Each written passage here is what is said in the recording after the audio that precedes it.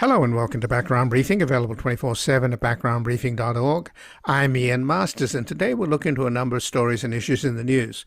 We'll begin with resignations of career prosecutors at the Department of Justice's Civil Rights Division over its ridiculously unqualified leader's decision to go after the wife of the victim of the ICE murder in Minneapolis while exonerating the shooter.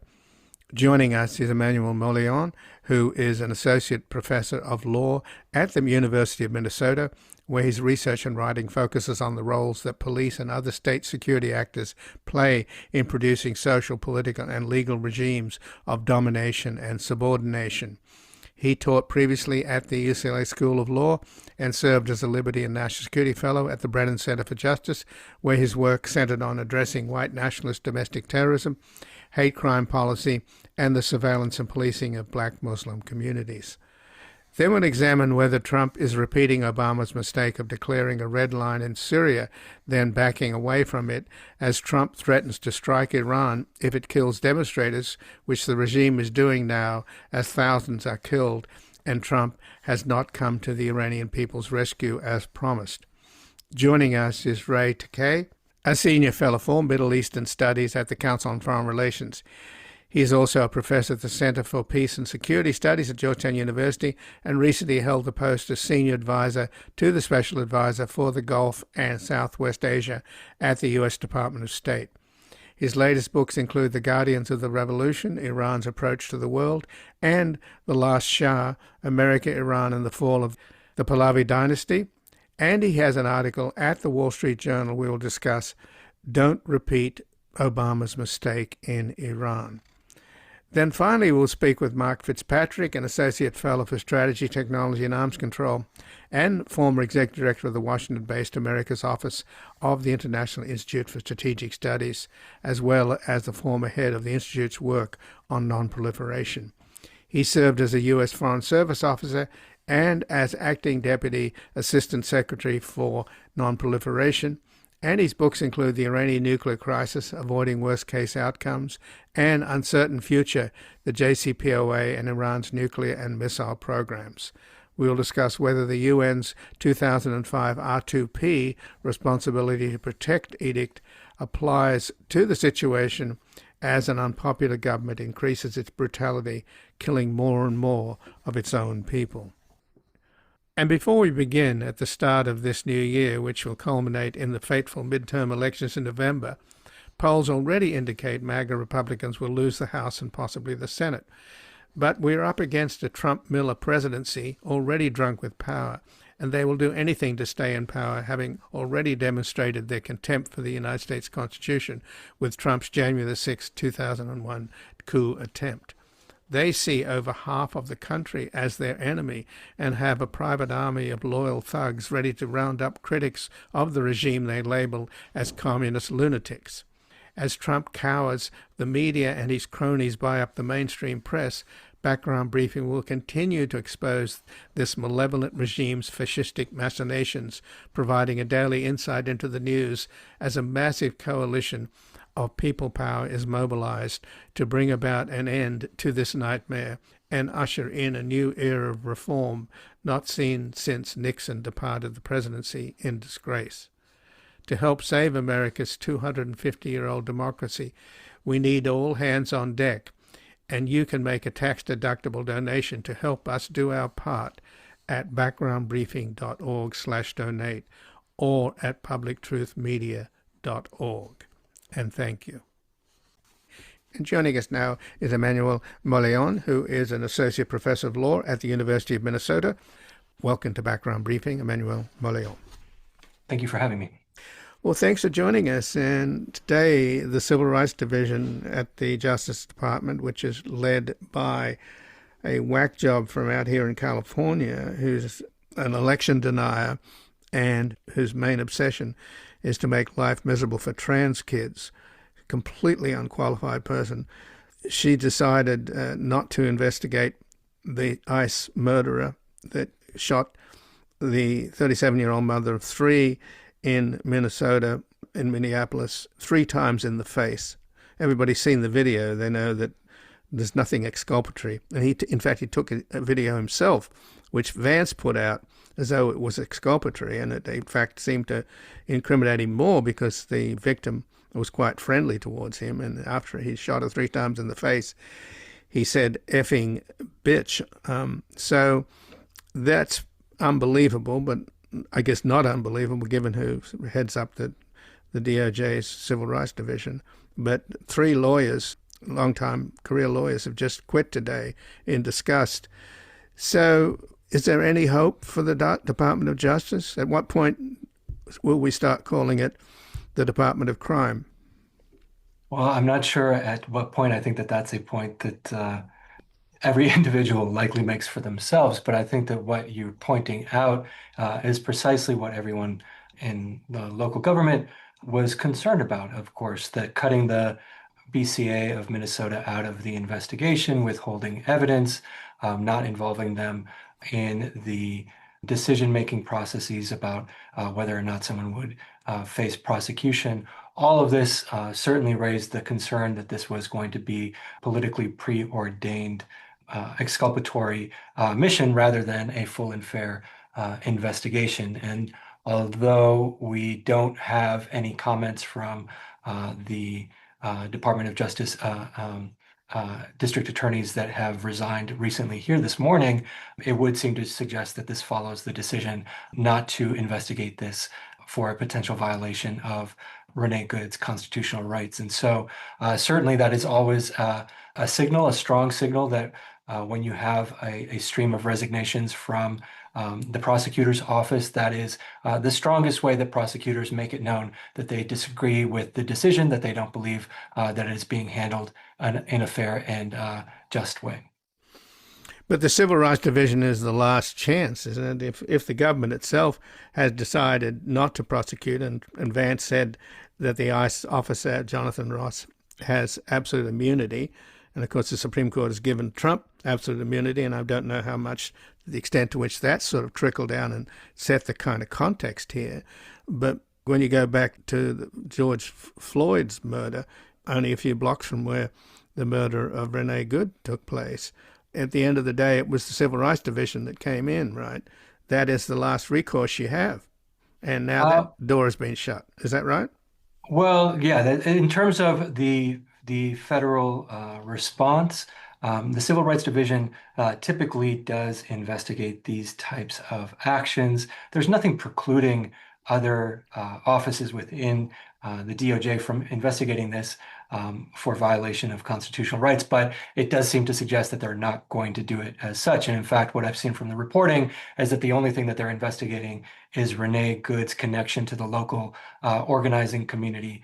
So it seems to suggest that they're trying to pursue criminal charges against those that she might have been connected to, which is certainly not giving the appearance of a fair and full investigation. And you're right that in the context of the murder of George Floyd, we had parallel investigations. So we had a state investigation, which was applying the criminal laws of the state, and then we had a federal investigation that was eventually charged the officers involved with the intentional deprivation of one's constitutional and civil rights, and that was brought by the Civil Rights Division. I think that we can fairly accurately predict that that is not the kind of action that's going to be taken.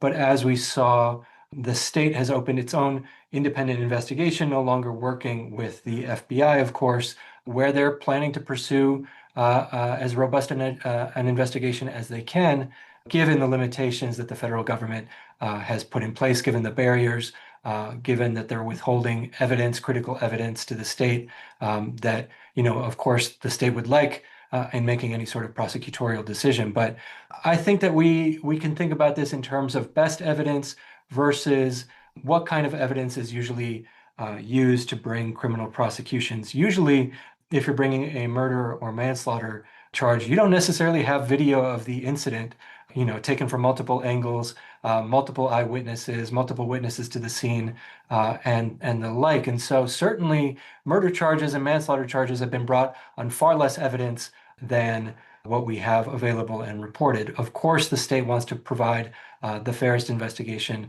as they said in their initial press release.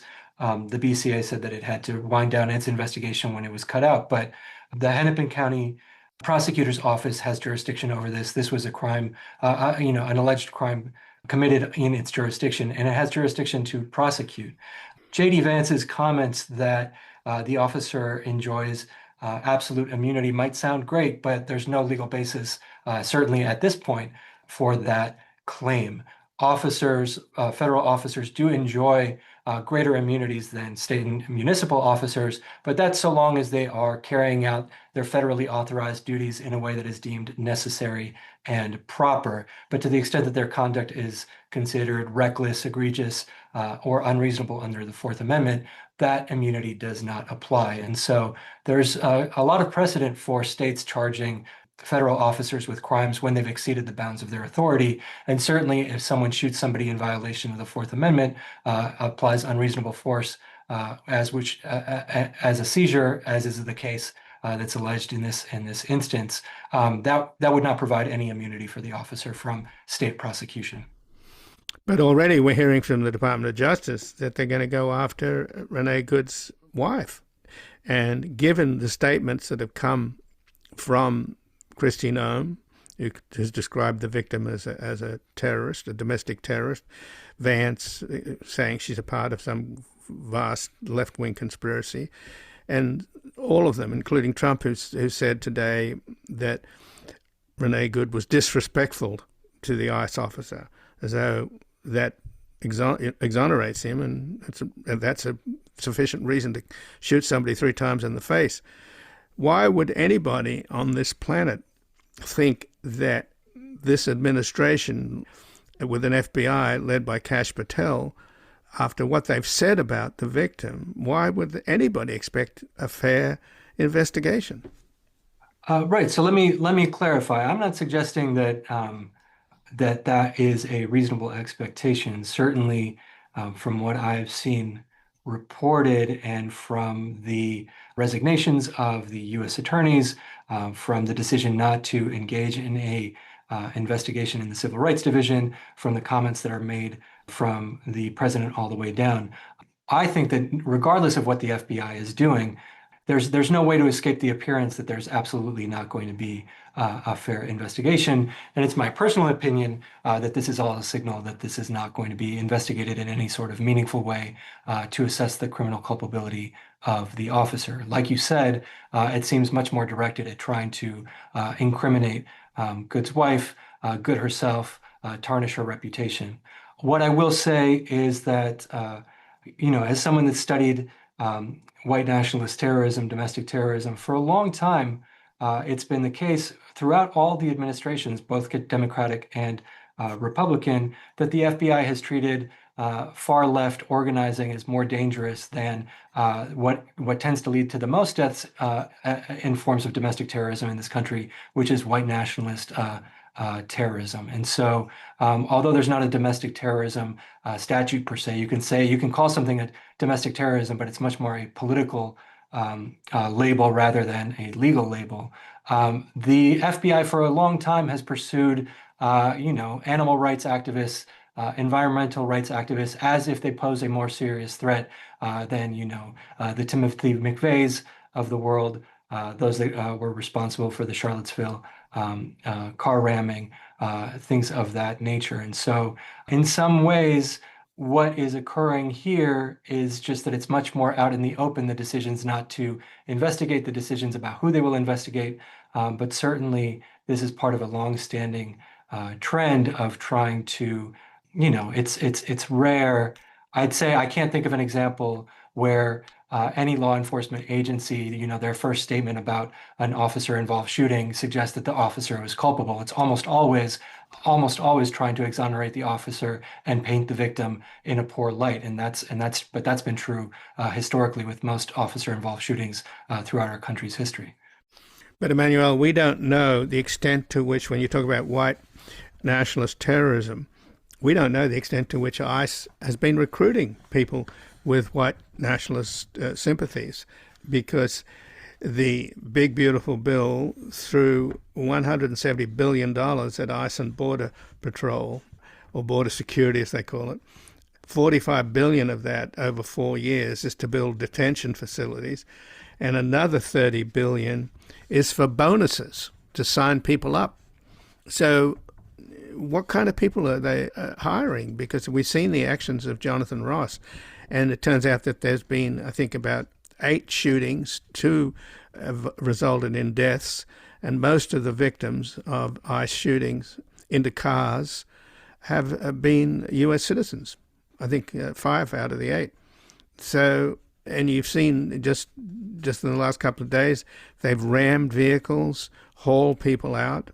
This wife of a guy of Ecuadorian descent, she begged the ICE case, please don't murder my husband, because the husband was angry because he's an American citizen. And Right. he was sort of mouthing off at them, and the wife pleaded with the guys, please don't shoot my husband. I mean, have we got to that point? This is unbelievable. Right. So I do think, aside from being a law professor in the city, I'm also a resident. I grew up in the Twin Cities. And I would say the general sentiment, the general feeling is one of deep anxiety, concern, and fear that is permeating our communities. And so you'd like to think that so long as you exercise your constitutional rights within their bounds, you are staying within the color of the law, that you should not have anything to fear. Now, of course, many communities, especially as we learned here in Minneapolis with the murder of George Floyd, their relationship to the Constitution, to their rights, has always been a theoretical more than a lived one, where officers routinely violate their rights. And so one of the things that I'd caution against suggesting is that what ICE is doing, in Minneapolis is unique to the interior, but these are tactics that CBP and ICE have engaged on with the most marginal communities, especially in the border, where there have been dozens and dozens of shootings of unarmed people, of citizens and non-citizens alike over the decades as they've engaged in this. And so what I think that we're all becoming aware of now is the type of brazen disregard for the constitutional limits that we believe are supposed to be in place that CBP routinely uses at the border are now being used within our interior cities. And I think that people are awakening to the fact that this is the type of normal, this is normal in some regards for the agency, even though the abnormal thing is that they're being deployed in interior cities, and that people that are routinely don't face suspicion, do not face this type of violence, are now coming face to face with it. So the fact that the latest polls indicate that 42% of Americans support getting rid of ICE, while 50% oppose doing so. And this has been a major shift from just 2 years ago, at the beginning of Trump's second term, when only 24% of Americans supported abolishing ICE and 59% opposed the idea. So you can see there's been a change. So if that trend continues, do you see this as a way to solve this problem? Because you clearly, as I mentioned earlier, I think the Supreme Court giving Trump unqualified immunity, blanket immunity, seems to me to have set the kind of environment into which ISIS, we don't know what kind of guidance they get, but if you can ram cars and threaten people and shoot women that mouth off at you, or in this case, she was actually being quite polite, shoot them 3 times in the face and get away with it, you've got more than a rogue agency. A lot of people describe it as Trump's private army. And we don't know whether, after the Supreme Court stopped him from deploying the military in Chicago, he said, well, we're going to work around this. We have other ways to work around it. And I'm sure he's referring to ICE. So if ahead of the next election in November, if he starts deploying these people in American cities, particularly in blue states, because he's targeting blue states, he's taking money away from blue states, he's at war with half of America. None of this should be surprising, but it also should be alarming. I agree with you. I am deeply concerned. I'm deeply alarmed.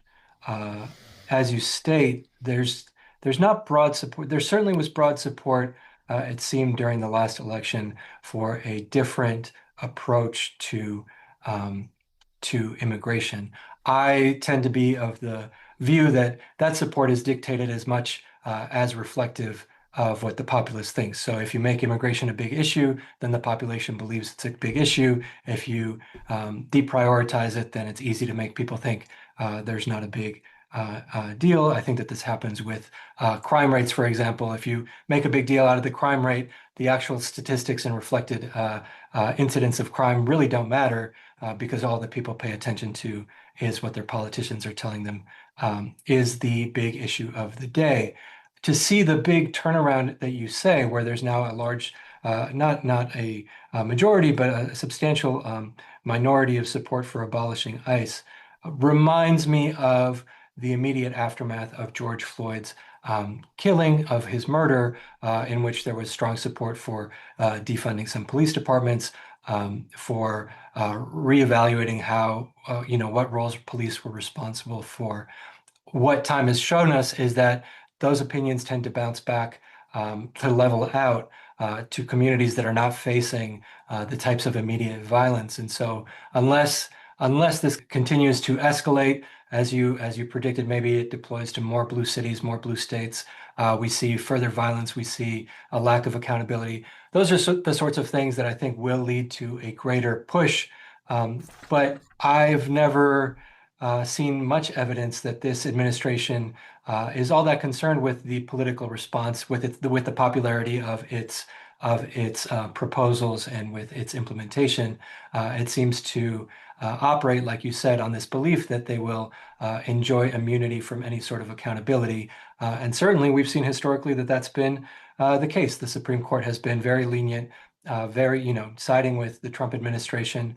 I can't remember the exact statistics, but a great deal more than with other administrations in their emergency pleadings and things of this nature. This all understandably leads to an environment where there's concern about any sort of restrictions on their authority and any sort of violations of the law.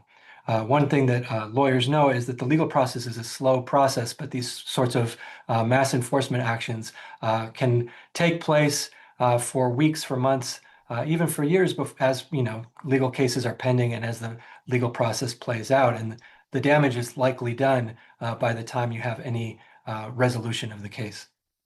Well, Emmanuel Mauleón, I thank you very much for joining us here today. All right. Thank you so much.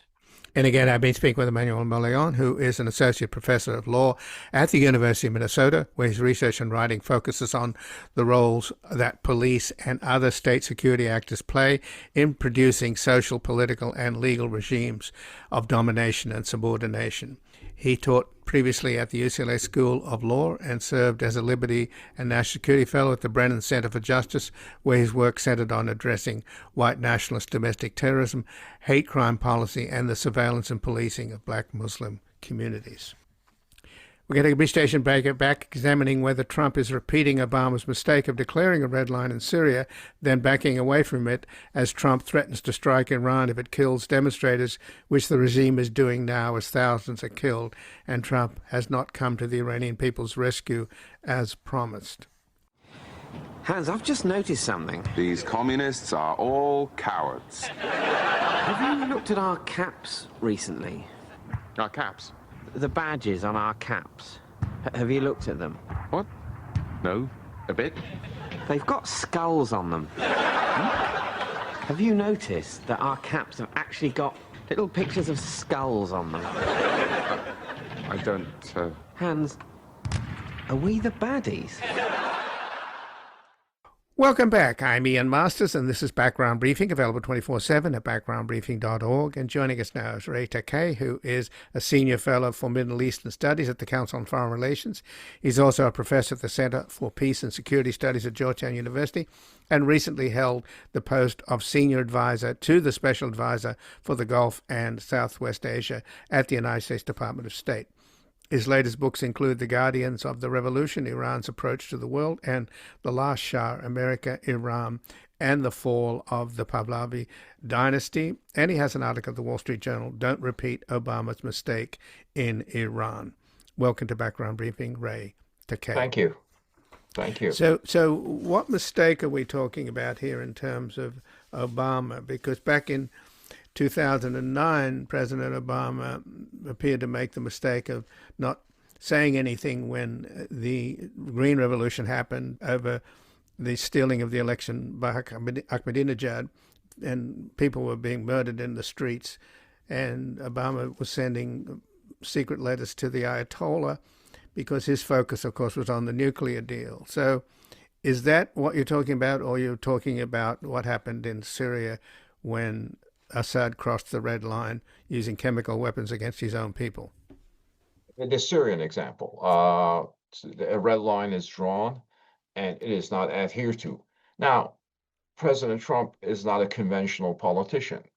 Usually, when American presidents establish their parameters, if they don't adhere to those parameters, they suffer credibility crisis. But President Trump is such an unusual politician that he may actually get away with that. But generally, he has gone very forward in his idea that should Iranian protesters be killed in large numbers, he reserves the right, indeed the obligation, to intervene on their behalf. It is a pledge that he has reiterated many times, including, I believe, earlier today. So that is his own red line. He established it, he reiterated, he insists upon it. Now, if he doesn't adhere to it, then there is some credibility crisis, credibility suffrage, even for a president who defies normative restraints. Well, today he said to the Iranian people, keep protesting, take over your institutions, and he promised them that help is on the way. So with 3,000 people already killed, at least that's what the New York Times is reporting, they've already killed enough people for him to want to come to the aid of the Iranian people. So what's your sense then of whether or not, when he says help is on the way, what kind of help? And obviously, as more people die, the sooner the better, surely. Well, the kind of help that he has been signaling is not tariffs against those who engage in commerce with Iran, because there's not that many countries that do that. And it is not sending emissaries to negotiate. Presumably, the only measure that could make an impact would be kinetic measures using force. Even that is not going to be substantially impactful, I might add. External powers, however powerful, will have a very marginal role in this, but the president could opt for a symbolic strike against Iranian military facilities, Revolutionary Guard facilities, Ministry of Intelligence. That is not insignificant. It will dramatically alter the internal parameters that are determined by internal actors themselves. Not particularly, but it will have an impact, at least on the margins, and symbolism in these instances still matters. It will energize the opposition, and it will engender some measure of fear in the regime itself. Well, those facilities like the IRGC and the Basij and intelligence headquarters, wouldn't they be empty? Well, presumably not all of them are going to be empty. If they are empty, then the regime has really exhausted its security forces. They would be operating at a sort of a rotational basis, I imagine, 8 hours, 8 hours, 8 hours, given the scale of the necessity. And some of them, as you have suggested, there's so much we don't know about what is taking place in Iran because of the information cutoff and the absence of any sort of a connection, internet, other ones. But even in these circumstances, the security services will have to be relieved one another. So there will be something, as I said, this is likely to be symbolic, but this is an occasion where symbolism matters. So today, Israeli defense officials gave a briefing in which they said that they think Tehran wants to return to nuclear negotiations with the US to buy time, and that they believe that, in fact, I think you pointed out in your article, don't repeat Obama's mistakes in Iran, that Trump may be susceptible to that. So do you think, if this is to buy time, do you think Trump will fall for that and hold off pulling the trigger? Well, the Iranian regime has asked for negotiations with the United States since the June war this past summer. repeatedly, and has been rebuffed. The United States has had three particular preconditions before negotiations, at least before this crisis, and they were that Iran would forswear domestic enrichment, would essentially circumscribe the trajectory of its missiles, and finally, it would desist with terrorism. These are very exacting preconditions, and it's unlikely that the Iranian government will meet them. The president has said he was interested in both bombing and negotiating. Today, I think his message is he will not negotiate with Iranian emissaries. So it is tempting. The president likes to think of himself as a peacemaker, and it is tempting to enter negotiations. But thus far, for past 6 months or so, the United States has not engaged in talks and has rebuffed previous Iranian offers of dialogue. I'm not sure why it would accept one at this point. But it is a temptation for the president to engage in these talks, and that remains the case. So, Takeyh, tell us about why you think that the often voiced notion that if you bomb Iran, the people will rally around the flag, and that will have the opposite effect of liberating the people from this dreadful government. Well, for the simple reason that the Iranian regime itself has long denounced nationalism as a sort of a Western disorder designed to divide the Muslim community. Its message and its appeal has always been a pan-Islamic one as opposed to a nationalistic one. So the regime itself, as a matter of its own professions, has denounced the ideas of nationalism and identity being subsumed in a sort of a territorial demarcations. We're all Muslims, whether we're Saudi or Turkey, what is that? Well, so, and second of all, the regime has forfeited so much of its legitimacy through contrived elections, lack of performance, corruption, class division, foreign policy adventurism, whose costs are more obvious than its benefits, that it is hard to see it has any sort of a basis of support. And it's hard to see that should there be a foreign intervention, many people who are on the street, many people who have suffered grievously will say, well, you know, I'm against the Islamic Republic and I'm against the abuse that I have taken for the past number of decades, but I think the Americans are worse. I'm not quite sure if human psychology in these circumstances works in such casual way. I don't know. I'm not trying to suggest that, you know, the Iranians are waiting for foreigners to liberate them. I think they're way too cynical for that. But I think there's as I said, a marginal role for foreign powers to play. But the regime is more or less saying that the foreigners, and particularly the great Satan, America, is against Islam itself. Is there any way to break that spell? Because obviously you've got a clerical kleptocracy with the son of the supreme leader, Mujtaba, owning a bank. I mean, these people are just thieves in robes. Well, the regime always, as a matter of practice, decries its opponents as agents of sedition and agents of foreign power. The category of foreign powers changes, but the United States and Israel are statutory members. Sometimes Great Britain is at it, sometimes the Saudis are at it, so on and so forth. So this is not unusual for the regime to suggest that those who oppose it are doing so at the behest of foreign powers. It is a message that it has propagated for much of its existence, and frankly, it doesn't seem to have much resonance given the reality of life in Iran. So then let's focus on reality of life in Iran, with the currency becoming increasingly worthless and massive inflation, etc. And that's all the government can do is print money. So will it reach the point where, for example, the families of people in the military will feel the pain just as much as everybody else? Largely, as far as anyone knows, I think the regime can maintain, at least for now, the solidarity and cohesion of its security services. They tend to be, at this point, overwhelmed and fatigued. This is why the Iranian government is even talking about deploying the armed forces. They don't like to do that, because it sort of smacks of the Shah when he was using the armed forces, rather maladroitly, I might add. But it does demonstrate the extent that they are overstretched.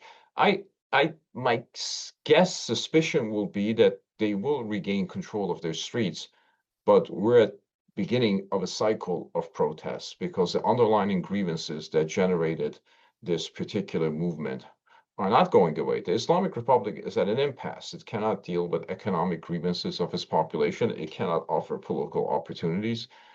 It has long forsaken revolutionary legitimacy for temptations of corruption and other such things. It relies on force and fear, and that essentially creates a cycle of protests between the regime and its detractors. This is a stalemated situation, but at some point it may break the other way. But this is not the end. This is the beginning of something much more dramatic. The future of Iran for the next conceivable period of time, however that is a turbulent one. So today on CBS, the Shah's son, Reza Pahlavi, was interviewed. He was asked about whether or not encouraging people to rise up against the government and be shot down brutally by the security services, whether there's any sort of responsibility, for which he said, well, in war, casualties happen. I mean, why do you think he's the face of the opposition now? Is he up for the task? Well, I'm not sure if he will be the custodian of the new Iran. For one thing, there are no domestic leaders that are identifiable. Many of the dissidents are in prison, and the regime is quite vicious toward any sort of organized opposition, as we have seen. Second, there is some kind of a nostalgia for the monarchy, I would have to say, about for the 1970s. And there's a lot of regret about the revolution that launched the Islamic Republic, and Iranian people should be regretful for launching that revolution. Third, he certainly seems to have captured the imagination of some people in Iran through his advocacy and insistence on their freedom and secular future. Whether Islamic Republic collapses and he will be beneficiary of that collapse, we're so far away from it. I tend to believe that Iranians within Iran are likely to emerge as the future leaders as opposed to exiled politicians. But having said that, 1979 revolution was engineered by an exiled politician who imposed a theocratic system on a country that has at least endured 46 years. The future is so unpredictable that hopefully that Reza Pahlavi will have a voice in the future of Iran. And if the Iranian people, through a free plebiscite, decide that they want to restore the monarchy in a constitutional manner, that should be their right. Well, why do you say, though, Ray Takeyh, that it's not going to necessarily happen, the collapse of this regime? Because some people are making the analogy, in fact, I think it was Hemingway that said, you go broke gradually and then you suddenly go bankrupt. Well, if Hemingway's axiom is true, we're in a gradual process. And it'll be a culmination, perhaps, at some point. I would say the regime's resources should not be dismissed. We're in a very difficult position, and it's hard to see the regime collapsing today, but it's not hard to see it being eroded over time. And then we see that sudden period that was spoken to by Hemingway. I believe it was The Sun Also Rises. So just in the last couple of minutes then, what is the role, if any, of the fact that in 2005 the United Nations adopted what's called R2P, Responsibility to Protect? Now, given that Trump represents America first and has been pretty cavalier about the United Nations and acting unilaterally, and that goes back, I guess, to the U.S. intervention in Iraq. So if we have little traction with international actors like the UN, is there any way to work with the UN and to use R2P, a responsibility to protect? Well, I'm not sure if the United Nations is going to be that instrumental here. Whatever President Trump's amorality in international politics may be, he is the first president who has at least said that he will intervene militarily on behalf of Iranian protesters. No other president before him has said that. Whether he'll go through with it or not, who knows? America first, as Donald Trump said himself, is what Donald Trump says it is. He has been very muscular in terms of his approach to Latin America. He was the first president to bomb Iran after many talked about it. He has had a very expansive plan for future of Gaza. He wants to claim territory of Greenland, which would be the largest American territorial expansion since Louisiana Purchase. This is not restraint. Now, he's all over the place, so who knows what the Trump doctrine is, if there is any.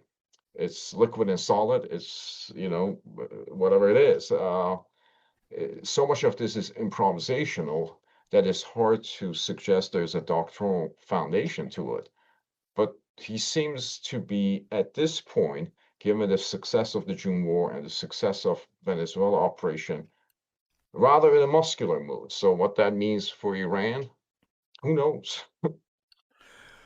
Well, without being too cynical, a lot of it's to do with the fact that he's a reality TV guy and wants to change the story every other day. And he's got problems with the Epstein files and the economy going down and people turning against ICE around the country. So how serious is he in terms of foreign policy? Is it really essentially about his domestic standing and the November elections? Honestly, I'm not part of the president's council. I don't know. I'm not in his mind. I don't know how he thinks about these issues. I only know what he says. And he seems to have taken a very uncompromising position on Iran. He may back away from it, and he certainly has done that before. But his position at this point is not a particularly unappealing one.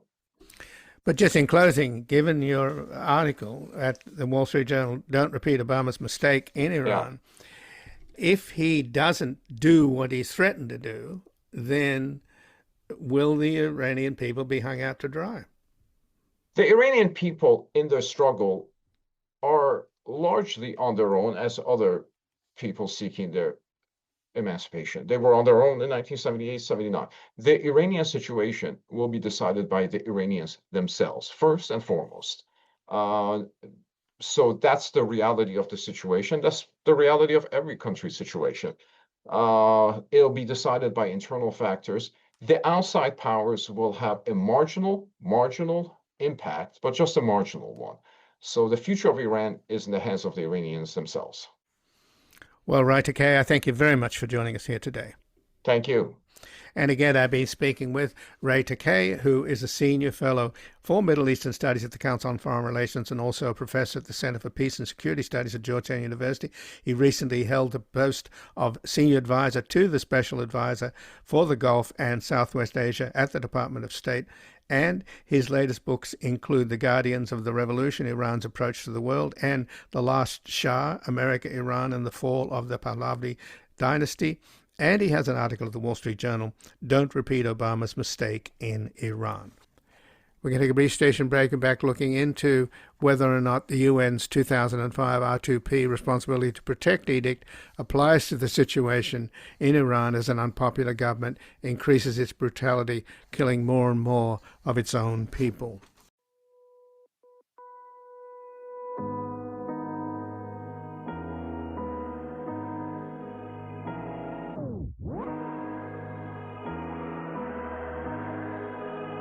اگه دیدی درد مردم و ولی چشاتو بستی ظلم به مظلوم رو دیدی و از کنارش رفتی اگه از ترس یا واسه منفعتت خوده کردی تو هم دست ظالم هستی تو هم مجرم هستی اگه خودتو به خواب زدی وقتی که خونا رو میریختن گرفتار کسبتی وقتی جون جوونا رو Welcome back. I'm Ian Masters, and this is Background Briefing, available 24/7 at backgroundbriefing.org. And joining us now is Mark Fitzpatrick, an Associate Fellow for Strategy, Technology and Arms Control, and a former Executive Director of the Washington-based Americas Office of the International Institute for Strategic Studies, as well as a former head of the Institute's work on non-proliferation.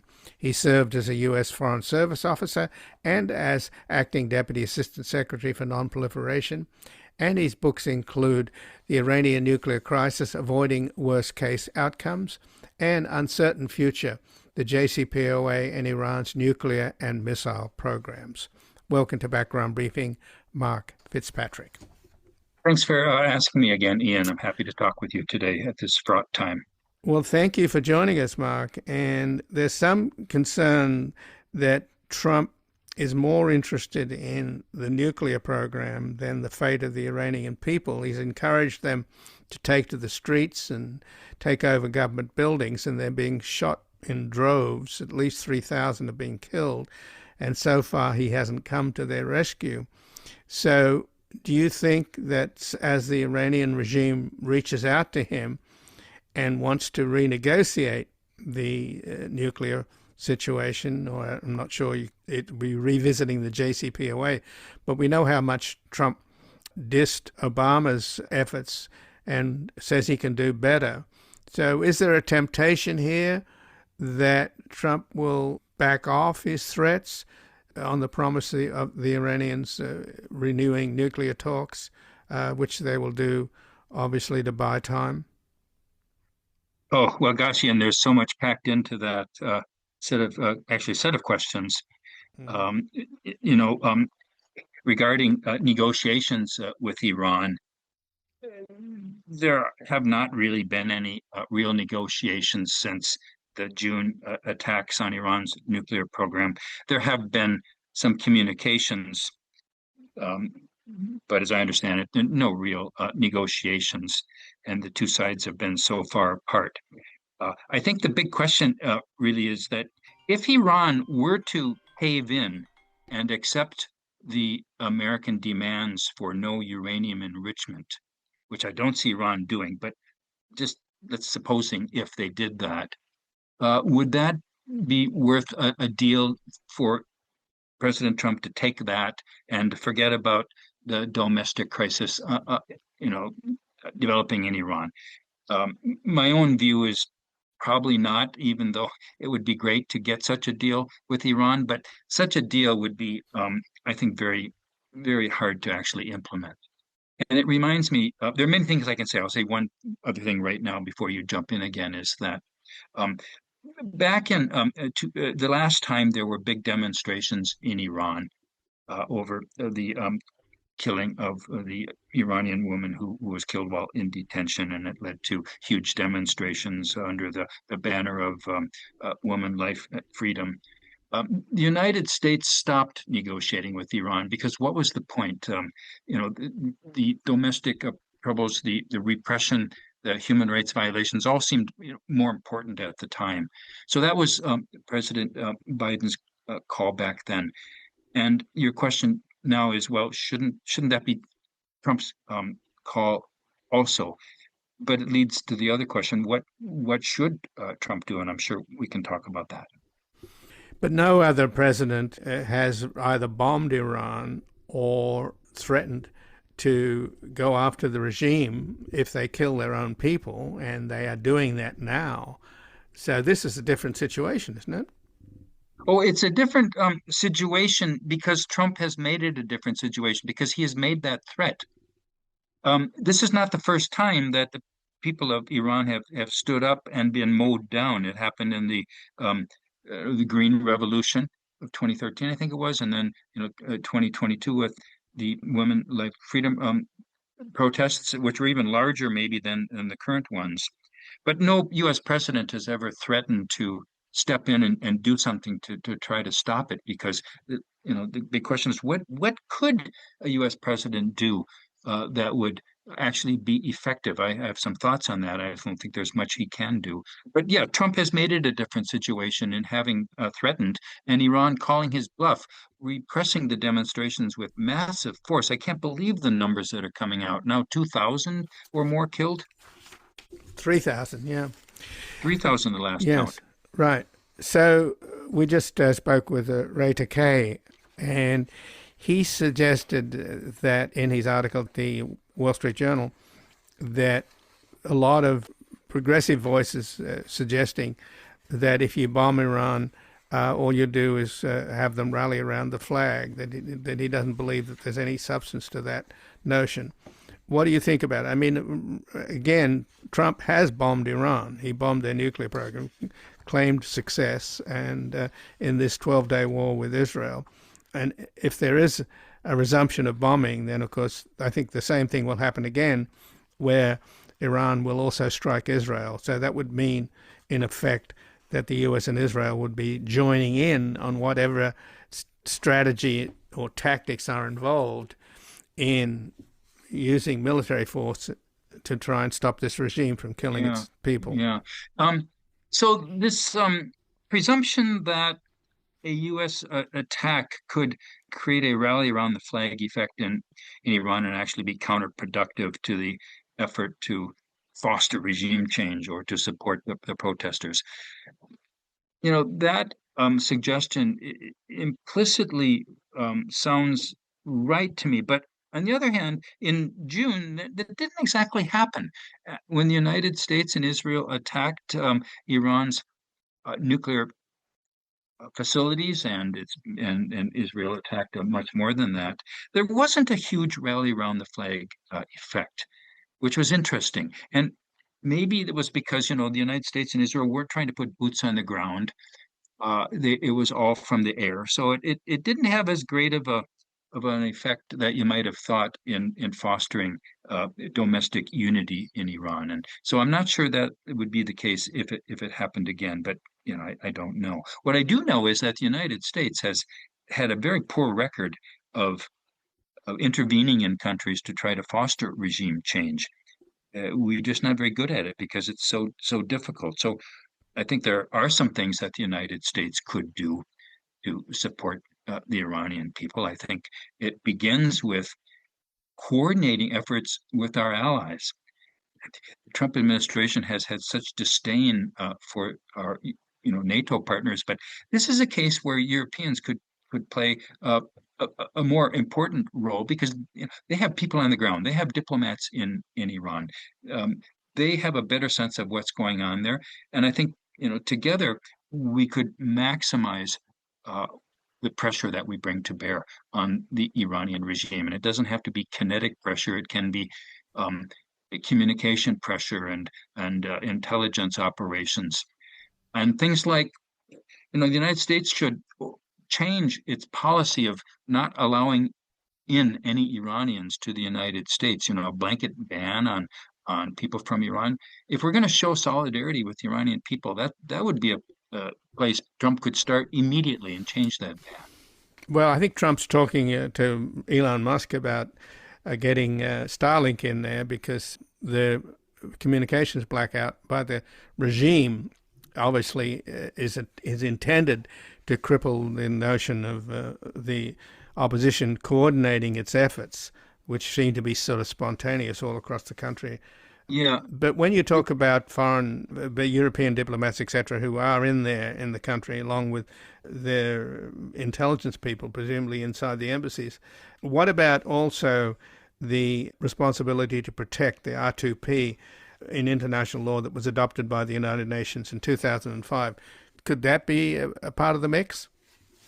I think that would be an underpinning to a sense that we need to do something. It's interesting. R2P had its day, and then it's been pretty much forgotten about. And the United States never signed on to it, but it has a stronger sense of purpose among Europeans.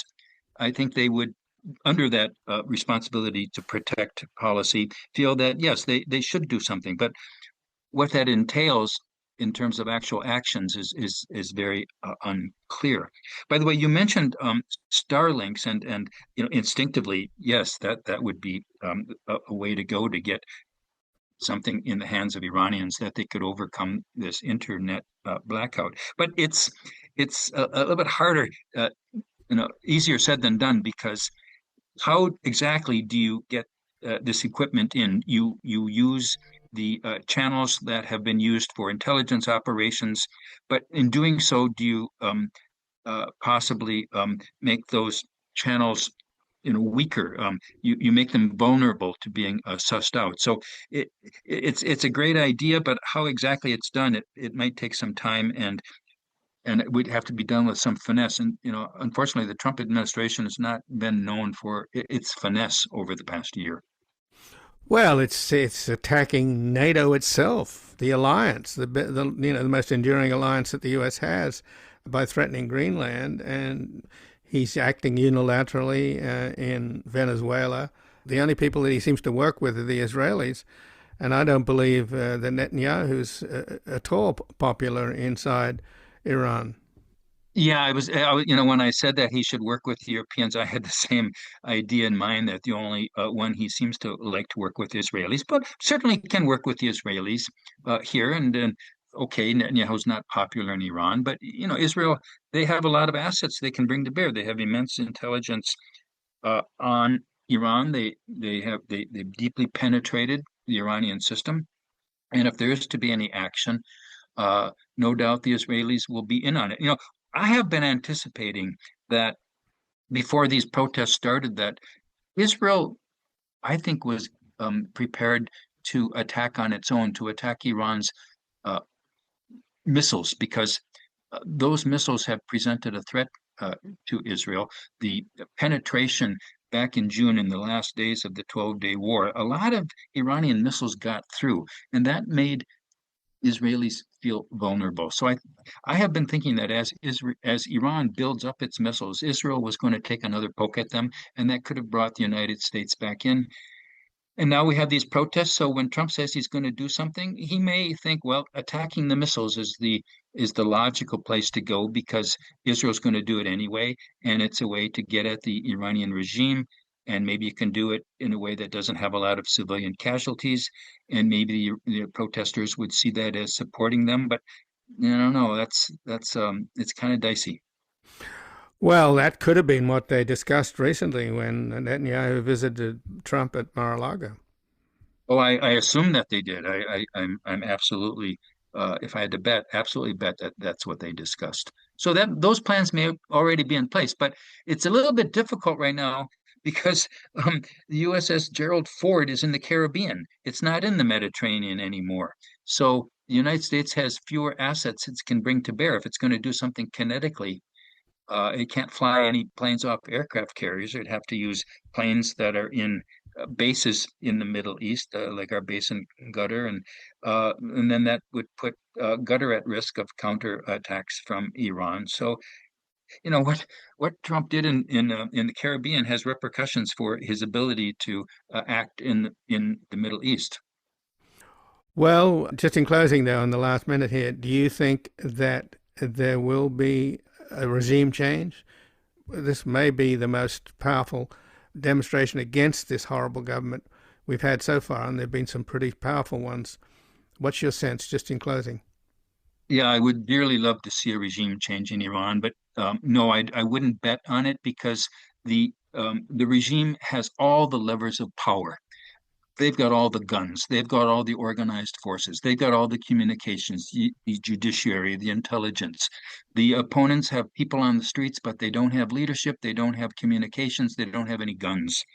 And they're going to be mowed down, I think. And I would love to see a regime change, but I don't bet on it. It didn't happen with the Green Revolution. It didn't happen with the Women Life Freedom movement. And this time is bigger, maybe. But the outcome, I'm afraid, will be the same. Well, Mark Fitzpatrick, I thank you very much for joining us here today. Thanks for having me, Ian. Good talking with you.